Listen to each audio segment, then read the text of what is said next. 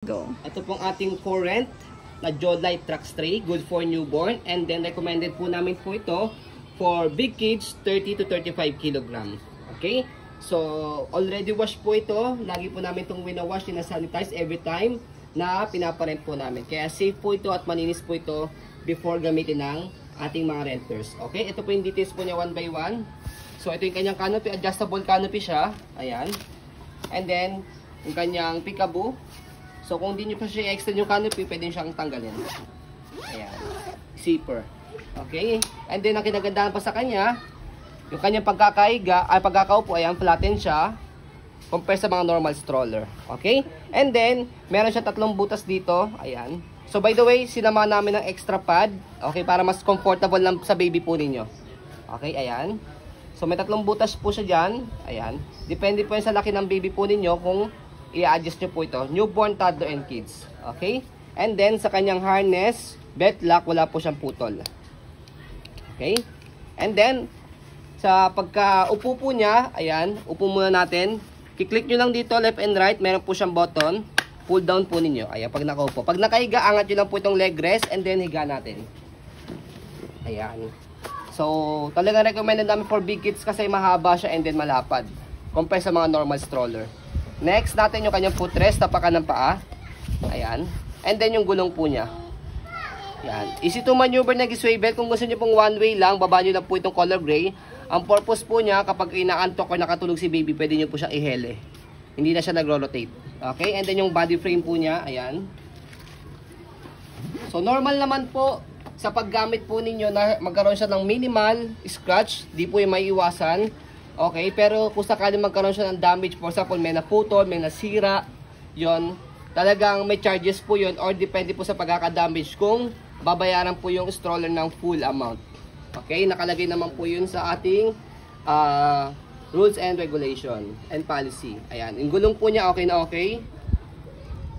And then sa likod, ayan, stopper, naka-cable na siya, isang tapak lang, stop na. Okay? So, sa likod, basket niya, okay, marami kayong may lalagay. And then sa likod, kalahati, semi-recline, sa pinakasagad niya, fully recline. Sa pag-adjust po sa kanya, press lang po ito. And then pull down. Ayan, yung kanyang likuran. Okay? Sa pagkakaupo naman po niya, atakin nyo lang po ito, pataas. Ayan. Okay? So, next natin yung kabilang side na gulong. Ayan. And then, yung kanyang body frame.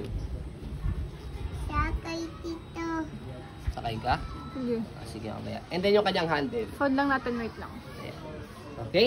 So, stroll natin para makita po ninyo na wala po siyang issue kapag ginamit. Hold. And then sa pag-fold po sa kanya, dito sa pinakaloob, sa upuan po niya, may naka-note naman po yan, nabura lang dito. Ayan. Fold to fold. Hatakin nyo lang po ito pataas. So, ganoon lang siya kadali kapag i-fold. Hindi kayo mahihirapan. And then next natin is yung kanyang lock sa gilid, automatic na siya kapag pinold. And then, natatayo po siya na stand. Set up nyo lang po yung gulong niya, kailangan nakaganyan. And then, stopper. Ayan, stopper. Para matayo nyo po ito. Ayan. And then, next natin kapag i-open po siya, tanggalin lang yung lock sa gilid. And then, buka. Ayan. Ganun lang po siya kadali, i-open saka i-fold.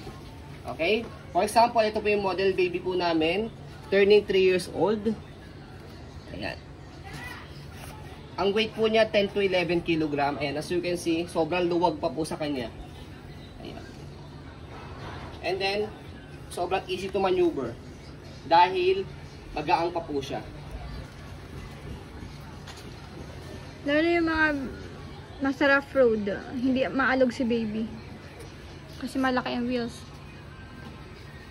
So, ayan po, as you can see, very details po kami sa amin pong pag-video.